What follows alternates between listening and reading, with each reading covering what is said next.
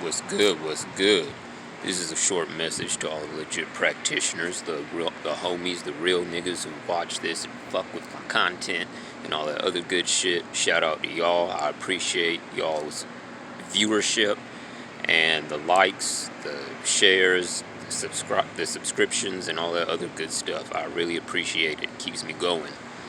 Frickin', we see various images of purgatory throughout artwork. Like in Haitian Vodou, you will see a picture of Anima Sola surrounded in flames and bound in chains with tormented souls around her. We hear these stories of hell, so to speak, and the fire element is very prevalent in these stories and myths and pictures, right? I have a different take on it. Once again, this is for the legit practitioners, whatever currents you work with, and all that other kind of stuff. Let your power, your success, your knowledge, your wealth, your money, your sex life, etc. become the flames of hell that torment your enemies and your haters. I'm going to say that again. Let your power, your wealth, your sexiness, etc. become the flames of hell that torment your haters and the people who are envious of you. As a necromancer, we fuck with death. We fuck with it heavy.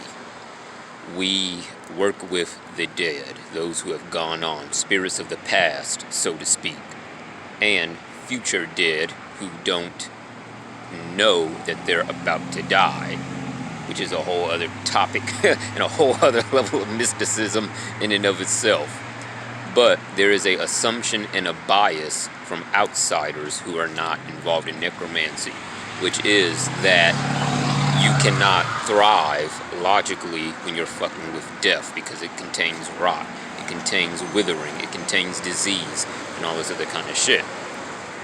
However, when outsiders and other people see that we are in fact not part of the statistics when it comes to typical necromancy, it breeds envy and hatred and jealousy because you're defying the basic matrix of what they set up around necromancy due to their own imperfect practice. I'll say that again. You are defying, by virtue of your success, your health, your strength, your sexiness, your wealth, etc., the basic matrix other people have put around necromancy due to their own imperfect practice.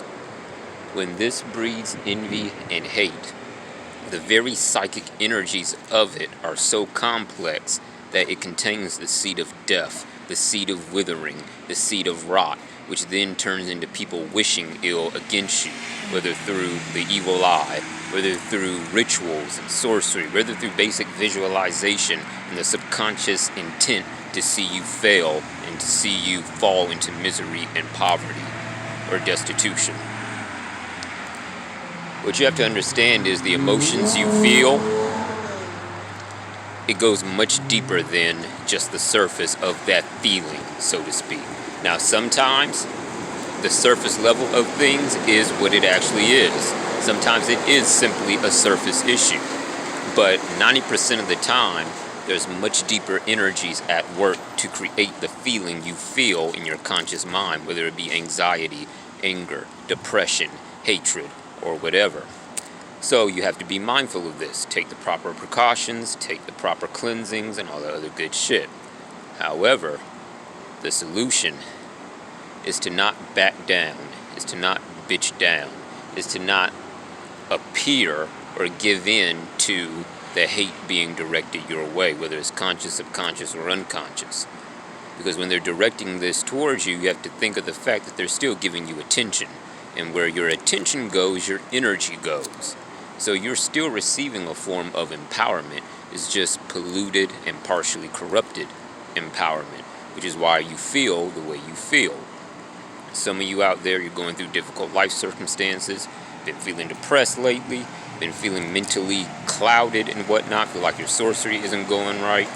Let me just say this, don't allow the bullshit of others to warp the reality of your power, of your influence, etc. within your system of sorcery that you work with.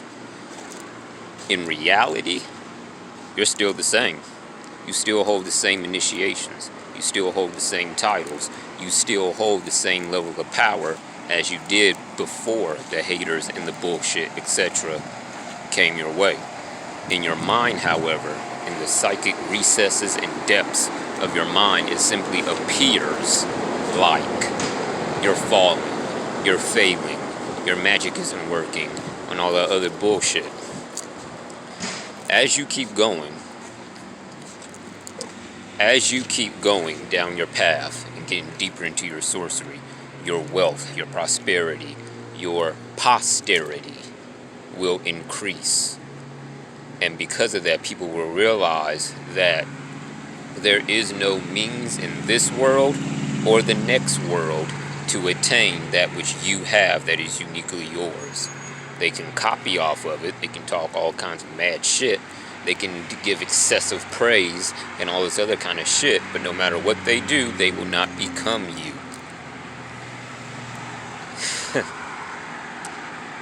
Your essence, your spiritual essence of your spirit, soul, and entire cosmology is yours, just like mine is mine. There are other people, there are enemies out there that can do things I cannot do because I do not have their essence. However, there are things they can't do that I can do. That there are ways that they can think. There are ways that... Man, I don't. There are ways that I can think in ways that they can't. Because, again, they don't have that mental essence or that capability. So, like I said, it breeds hate and envy. You can't let that shit get to you at all.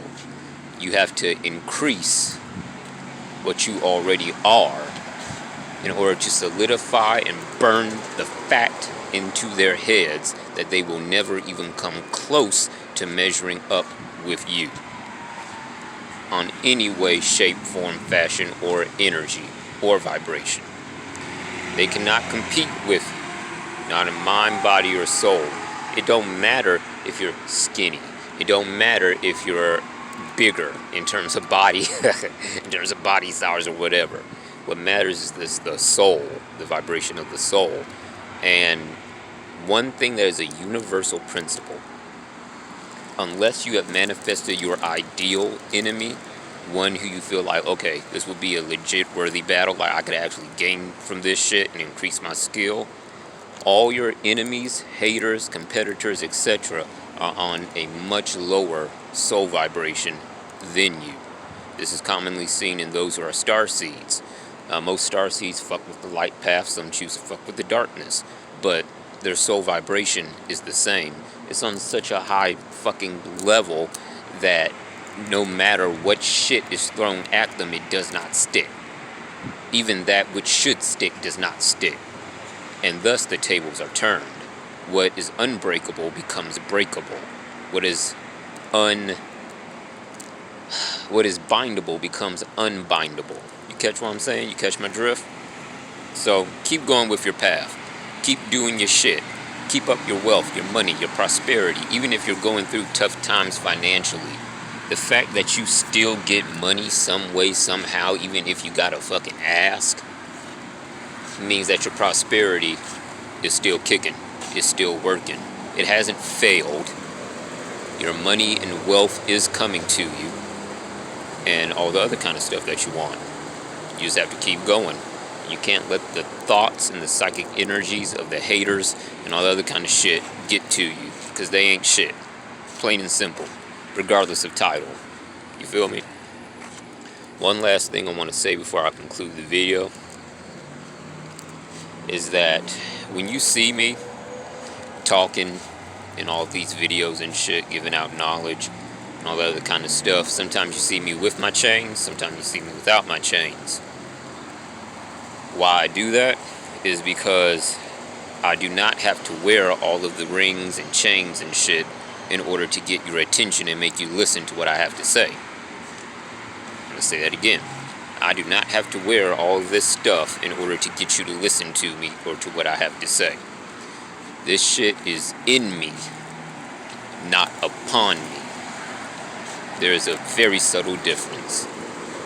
The titles and initiations and whatnot that I hold and possess throughout my years of work and whatnot, and still continuing on, it is in me. It has been internalized within my soul, and it comes out of me in the videos.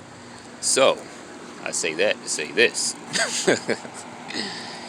Regardless of the rank, or the status, or the social acknowledgement that your enemies hold, that shit is simply upon them.